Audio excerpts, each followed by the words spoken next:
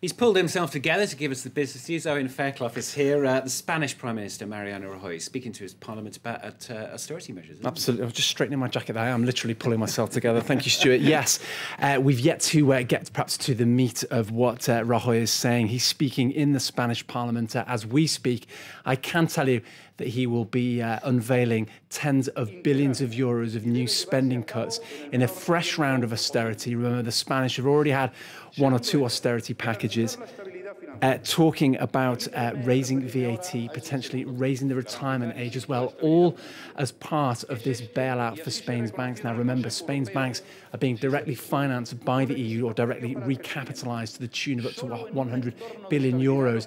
So it's off the government's books. But in return for that, the Spanish government has to give the EU assurances about reducing its budget deficit, bringing down its spending and cutting costs once again, all as part of that deal to get that money. And investors, they're not going to be spared the pain either, are they? Well, that's right. Of course, the banks are at the heart of all this. Bankia, the bank that potentially could have brought the government down and had to be bailed out by the Spanish government.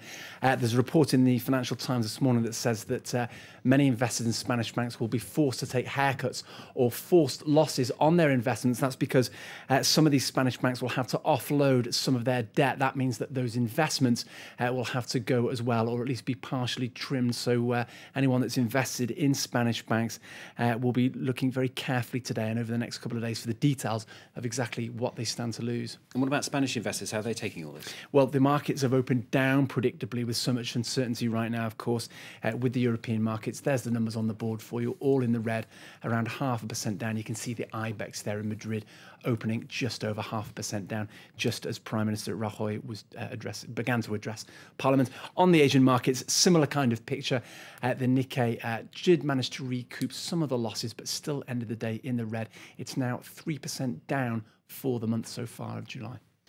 Now next, running out of patience with BlackBerry. Shareholders at the manufacturer Research in Motion have been asked to hang on after executives admitted a new, faster operating system has been delayed. But time as well as patience is in short supply amid disastrous sales of its phones and tablet computers as Research in Motion's losses mount. Many wonder how much longer it can last. Research in Motion is just limping along. Shareholders are looking for answers. Frustrated and a little curious as to what will happen with the company's future. You can only support them for so long, and I want to see some reasons to continue supporting. The Canadian company, which builds the BlackBerry mobile device, has seen its stock price plummet 70% in the last year. But that doesn't even tell the whole story. It's the continuation of an already catastrophic drop in share price from a high point before the introduction of the rival iPhone 5 years ago. After a leadership shake-up earlier this year, management has vowed to rescue RIM and insists there's still a place for it in the market. Yes, we will be competing in the smartphone category with the iPhone, with Android, with other devices. But the new BlackBerry 10 operating system, meant to increase the functionality of its devices, has been plagued by delays, further threatening its already damaged market share. It owns just 6% of the global market, half where it was last year. Major investors came out of the shareholders' meeting unimpressed. Highly disappointing presentation, and it frankly looks like a sad company right now that needs a major fix. Investors complain the current board lacks tech experience and is too Canadian heavy. They want to see new blood from the US. Analysts say Research in Motion has very little time to turn itself around. The shareholders' meeting came just 2 weeks after the company posted its first operating loss in 8 years and announced massive job cuts. It's letting go of 5,000 people, a third of its workforce. Yeah, and just to add to RIM's woes, Stuart, it finished the day's trading in Canada at 5% down on top of 70% losses for the last 12 months.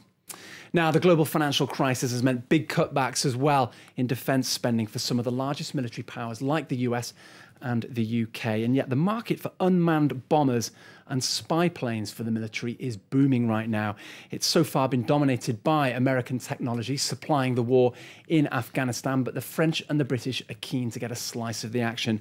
Alex Bale sent us this report from the UK's Farnborough International Air Show. Drones are taking off this year at Farnborough. The amount of floor space devoted to them has doubled, and a new Anglo-French model is causing a lot of excitement. What's behind us here is a visualisation of what a future UCAV could look like. Produced by Dassault and BAE Systems, the project is set to be signed off by the French and British governments later this month. It's the first European venture into a market set to be worth €76 billion over the next 8 years. Both BAE Systems and Dassault have an aerospace heritage. We know how to design and build aeroplanes. We've done enough work on the sort of unmanned components of that and the technology elements of that. So I think we're ready when the governments are to actually move into that programme. Up to now, the sector has been dominated by US and Israeli firms. One of the most popular models is the Predator drone, sold by American manufacturer General Atomics Aeronautical for €3.5 million apiece. Our products are well known, they're highly proven, they're very cost effective, and they're superior products. So competition, we welcome competition. We don't run from competition. Between now and 2020, the US is expected to finance 77% of all research into drones and be responsible for 38% of purchases. Now, if you were watching us a little earlier this morning, you'll know that Marks & Spencer, the UK retailer, sold 9,000 boxes of Jubilee biscuits and other related snacks, chocolate coins included, for the Queen's Diamond Jubilee weekend last month.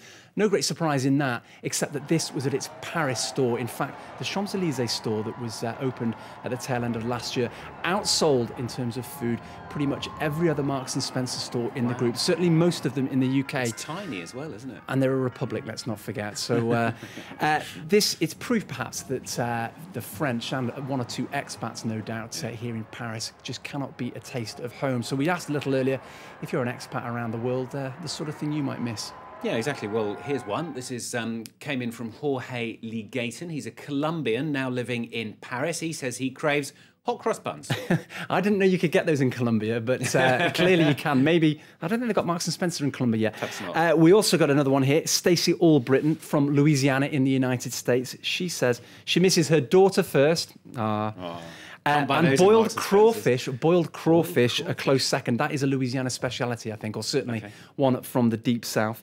I think, was George Bush a fan of crawfish, or was it crayfish? Anyway, if you're from the deep south, clearly something. What's a Y between friends? Clearly something you miss. Marks & Spencer had a pretty difficult 12 months. It's interesting to note, Stuart, that food does well for this group. Of course, those figures there, pretty spectacular for the Paris store. But overall, for Marks & Spencer, food was up nearly 3% for the last quarter. But it's things like clothes and other general merchandise that are letting Marks & Spencer's down, partly because of the weather in Britain as well. It's been a washout summer.